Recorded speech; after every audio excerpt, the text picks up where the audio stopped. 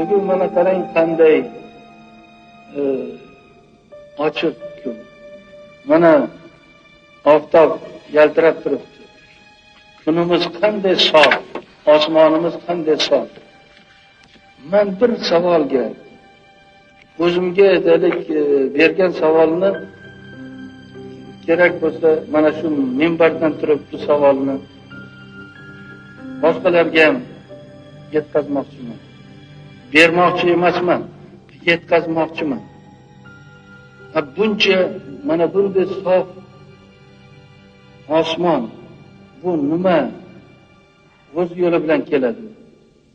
Bunday sof osmonni qadriga yetish kerakmi? Allohga shukronlar aytish kerakmi?